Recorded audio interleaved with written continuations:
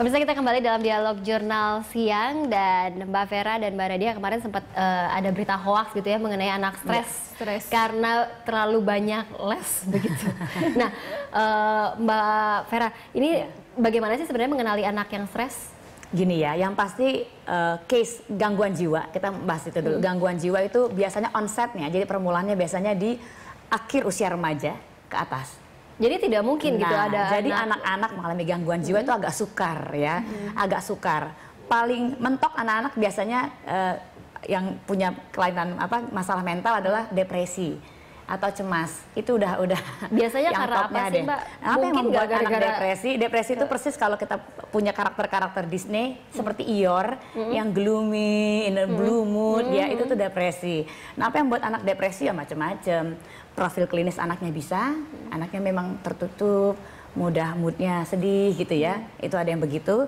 Pengaruh keluarga juga, pengasuhan yang tidak tepat. Tapi berita hoax itu mungkin nggak sih, Mbak, terjadi dalam jadi kehidupan kalau kita nyata? analisis kembali yang kemarin ya, ini penting sekali buat diketahui oleh masyarakat. Jangan langsung terima. Ada anak usia 6 tahun masuk ranap, maksudnya rawat inap di sebuah rumah sakit gangguan rumah sakit jiwa, itu pasti udah nggak tepat sebetulnya. Ya, nggak tepat karena anak nggak mungkin ngalamin sakit jiwa seperti psikosis atau schizofren. Jadi pada anak paling depresi atau kecemasan, itu yang pertama. Yang kedua, seandainya anak punya pengulangan misalnya 7 ditambah 3 berapa? 49 bagi 7 berapa? 49 bagi 7 berapa? I'm afraid dia punya kelainan gangguan dalam tumbuh kembang yang lain. Misalnya autism. Anak dengan autism juga suka punya ekolali ya. Misalnya nanti kalau misalnya dia menyebutkan nanti jadi merek, makanya saya tadi ganti contoh. Jadi misalnya dia bilang 21, 21, diulang-ulang terus. Mah 21, dia ulangin lagi. Bukan gangguan jiwa ya, jangan-jangan gangguan perkembangan yang namanya mungkin autism, yang sifatnya neuro. Jadi kita jangan langsung ke arah situ begitu ya, betul. Mbak, Jadi pilih-pilihlah pakarnya yang juga betul-betul kompeten di bidang klinis anak gitu. Gejalanya apa sih, Mbak? Ada nggak sih untuk anak yang terkena penyakit mental?